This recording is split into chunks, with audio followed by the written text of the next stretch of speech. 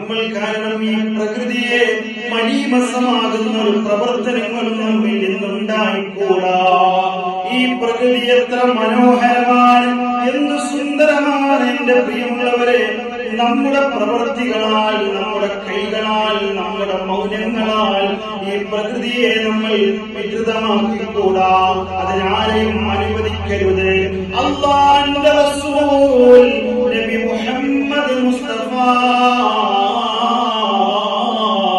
സല്ലല്ലാഹു അലൈഹി വസല്ലമ തങ്ങൾ പറയുന്നത് ഈ പരിസ്ഥിതി ദിനത്തിൽ ഞാൻ നിങ്ങളോട് ഉണർത്തുകയാണ്. ഹബീബായ നബി മുഹമ്മദ് മുസ്തഫ സല്ലല്ലാഹു അലൈഹി വസല്ലമ തങ്ങൾ പറഞ്ഞില്ലേ, ഖാല റസൂലുള്ളാഹി സല്ലല്ലാഹു അലൈഹി വസല്ലം മാ മിൻ മുസ്ലിമിൻ യഗ്രിസു ഗർസാ ഔ യസ്റഉ സർആ ഫയക്കുലു മിൻഹു തയ്റുൻ ഔ ഇൻസാൻ ഔ ബഹീമത്തുൻ ഇല്ലാ കാന ലഹു ബിഹി സദഖ.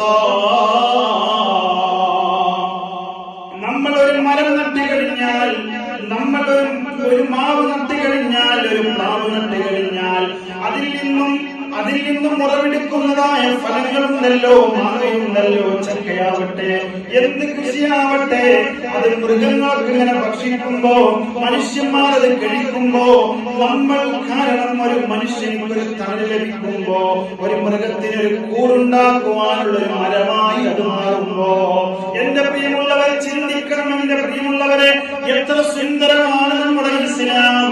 നമ്മൾ കാരണം ഒരാൾക്ക്, ഒരു ജീവിക്ക് ഒരു ചെറിയ വിശപ്പടക്കാൻ, ദാഹമടക്കാൻ നമ്മൾ കാരണക്കാരനായി കഴിഞ്ഞാൽ അല്ലാഹുവിന്റെ റസൂൽ നബി മുഹമ്മദ് മുസ്തഫ സല്ലല്ലാഹു അലൈഹി വസല്ലം തങ്ങൾ നമ്മെ പഠിപ്പിക്കുകയാണ്, അത് സദഖയാണ്, സദഖയാണ്, സദഖയാണ്. അല്ലാഹു നമ്മെ അനുഗ്രഹിക്കട്ടെ. ഖിയാമത്ത് നാളായി കഴിഞ്ഞാലും എന്റെ പ്രിയമുള്ളവരെ, ഇന്ന് ഖിയാമത്ത് നാൾ അല്ലെങ്കിൽ നാളെയാണെങ്കിൽ നമ്മുടെ കയ്യില്, നമ്മുടെ കരങ്ങളിലേക്ക് ഒരു ചെറിയ വിത്തോ അല്ലെങ്കിൽ ഒരു ചെറിയ കൊമ്പ് കിട്ടിയാൽ, ഒരു ചെറിയ കഷ്ണം കിട്ടിയാൽ, ഒരു മരത്തിന്റെ കഷ്ണം കിട്ടിയാൽ അത് കുഴിച്ചിടണമെന്ന് പഠിപ്പിച്ച മുത്തു മുഹമ്മദ് മുസ്തഫ സല്ലല്ലാഹു അലൈഹി വസല്ലം തങ്ങളുടെ അനുയായികളാണ് നമ്മൾ. ആ ഹബീബിനെയാണ് നാം പിൻപറ്റുന്നത്.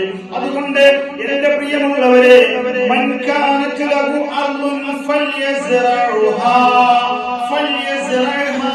ഒരാൾക്കൊരു കൃഷിസ്ഥലമുണ്ടെങ്കിൽ അവിടെ അവൻ കൃഷി ചെയ്യണം. അവനക്ക് സാധിക്കൂല, അവനക്ക് ശാരീരികമായിട്ട് ബുദ്ധിമുട്ടുകളുണ്ട്, അല്ലെങ്കിൽ സാമ്പത്തികമായിട്ടുള്ള പ്രയാസങ്ങളുണ്ടെങ്കിൽ തന്റെ സഹോദരനിക്ക് കൃഷി ചെയ്യാൻ വേണ്ടിയിട്ട് ആ സ്ഥലം വിട്ടുകൊടുക്കണമെന്ന് ലോകത്തിന്റെ പ്രവാചകൻ നബി മുഹമ്മദ് മുസ്തഫ സല്ലല്ലാഹു അലൈഹി വസല്ലം തങ്ങൾ നമ്മെ പഠിപ്പിക്കുമ്പോ, ഒരുപാട് ഏക്കർ കണക്കിന് ഭൂസ്വത്തുകളുള്ള ആളുകളുണ്ടല്ലോ, ഒരുപാട് ആയിരക്കണക്കിന് ഏക്കറുള്ള സ്ഥലങ്ങളുള്ള ആളുകളുണ്ടല്ലോ. എന്റെ പ്രിയമുള്ളവരെ, നമുക്ക് കൃഷി ചെയ്യാൻ സാധിക്കൂലെങ്കിൽ നമ്മുടെ സഹോദരനുണ്ടല്ലോ, പാവപ്പെട്ട നമ്മുടെ അയൽവാസിയുണ്ടല്ലോ, വെറുതെയെങ്കിലും കൊടുക്കുക. സാധ്യമല്ലെങ്കിൽ എന്റെ പ്രിയമുള്ളവരെ, ചെറിയൊരു വേതനത്തിലെങ്കിലും നമ്മുടെ കൃഷിസ്ഥലങ്ങൾ തരിശുഭൂമിയായി കിടക്കാൻ പാടില്ല. അത് ഹബീബിനിക്ക് ഇഷ്ടമില്ല, അത് ഇസ്ലാമിൽ അനുവദനീയമല്ല. അത് തന്റെ സഹോദരനിക്ക് വേണ്ടി കൊടുക്കണമെന്ന് മുഹമ്മദ് മുസ്തഫ അല്ലാഹുവിന്റെ റസൂൽ പറയുകയാണ്, അൽ ഈമാനു ബിദ്ഉ വസബൂന ശുഅബാ. ഈമാനുണ്ടല്ലോ എന്റെ പ്രിയമുള്ളവരെ, 70-ലധികം ശാഖകളുണ്ട് ഈമാനിന്. ഫഅഫ്ളലുഹാ, അതിലേറ്റവും ശ്രേഷ്ഠമായത് ഖൗലു ലാ ഇലാഹ ഇല്ലല്ലാഹ്. ലാ ഇലാഹ ഇല്ലല്ലാഹ് എന്ന വാക്കാണ്. 70-ലധികം ശാഖകളുണ്ട് ഈമാനിൽ. അതിലെ ഒന്നാമത്തെ ഏറ്റവും ശ്രേഷ്ഠമായത് ലാ ഇലാഹ ഇല്ലല്ലാഹ് എന്നാണെങ്കിൽ അതിലേറ്റവും താഴ്ന്ന പറയുന്നത് ഏറ്റവും ചെറുത്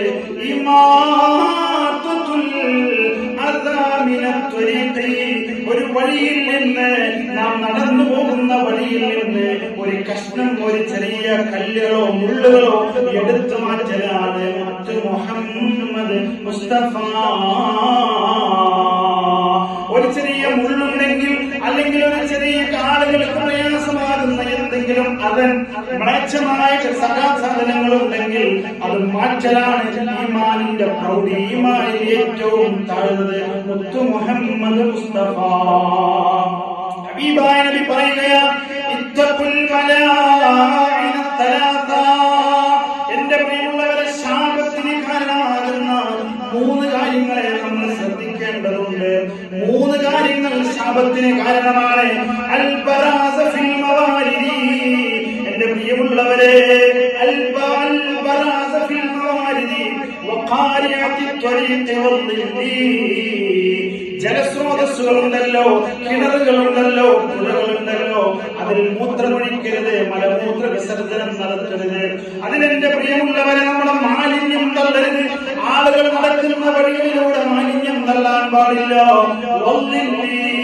തണലേകുന്ന സ്ഥലങ്ങളില്, പാർക്കുകളാവട്ടെ, ചെറിയ ചെറിയ ആളുകളുടെ വെയിറ്റിംഗ് ഷെഡുകളാണെങ്കിൽ പോലും അതിൽ മാലിന്യം നിക്ഷേപിക്കരുത്. അല്ലാഹുവിന്റെ ശാപമുണ്ട്, ഹബീബിന്റെ ശാപമുണ്ട്. മുത്ത് മുഹമ്മദ് മുസ്തഫ. ഇനി നാം ചിന്തിക്കുക, ഈ പ്രകൃതി എത്ര മനോഹരമായി